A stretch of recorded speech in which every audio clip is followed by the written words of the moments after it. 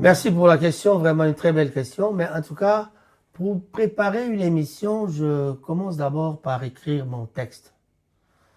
Je dois d'abord avoir un texte parce qu'on ne peut pas venir avec un sujet qui n'existe pas.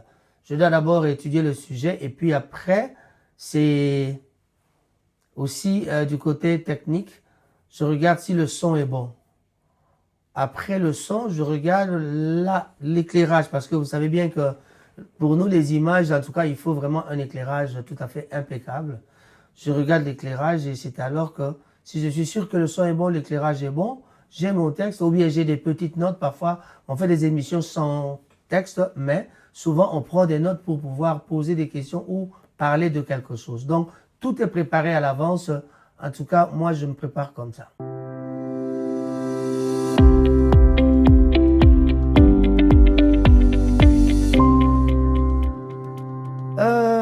Bon, pour choisir le musicien ou bien la personne pour laquelle je voudrais parler, je regarde surtout ce qui se passe dans l'actualité.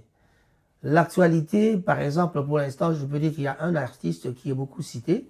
Je vais faire des recherches sur Internet, mais bien sûr, on va dans les sites qui sont vraiment favorables.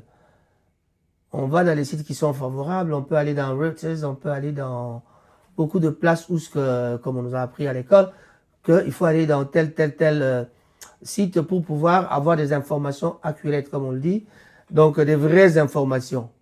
Donc on choisit par rapport à l'actualité et on peut choisir un artiste et on développe selon ce qui se passe dans l'actualité. On fait des recherches pour avoir aussi le vrai sujet, le vrai problème, le pourquoi, le comment, et puis voilà. On regarde aussi les autres, qu'est-ce qu'ils disent. On essaie de comprendre un peu ce qu'ils sont en train de dire, pour ne pas dire des conneries, pour ne pas raconter aussi des conneries des autres. Parce que souvent, quand on écoute les autres, on arrive à parfois essayer de parler comme eux. Alors que nous, ce n'est pas vraiment le cas.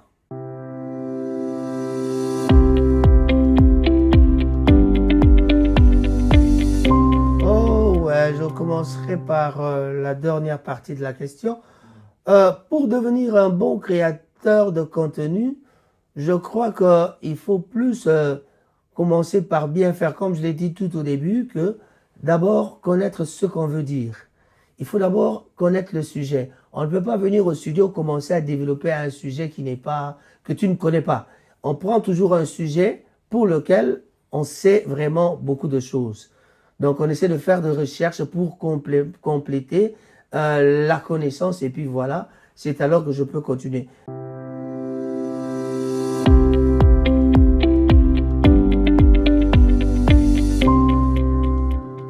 Ça, c'est devenu comme quelqu'un qui a reçu une piqûre et quand tu te réveilles le matin, tu sais que il m'arrive des fois de descendre à mon studio en bas vers 7 heures du matin.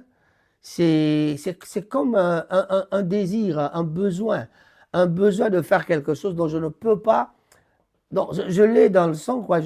Quand je me lève, je dis, déjà au lit, je suis en train de penser à faire quelque chose. Et parfois, déjà au lit, je suis en train de chercher qu'est-ce que je vais dire. Et c'est cette façon de faire qui me dit, bon, comme je sais ce que je dois faire, je dois me lever. Alors souvent, on essaie de faire ça très tôt le matin pour ne pas déranger la famille, parce que quand la famille, je ne vis pas seul à la maison, il y a toujours des gens avec nous. Alors, mais quand tu descends et que tu fais quelque chose et qu'on te dérange, ce n'est pas bon. Donc, on essaie de faire en sorte que ce soit très tôt le matin et l'énergie qui m'entoure, c'est juste ce besoin-là de faire quelque chose, c'est ça mon énergie. Donc, en tout cas, pour moi, c'est comme quelqu'un qui a déjà reçu une piqûre. Et quand je me réveille le matin, je me dis, merde, je dois faire quelque chose.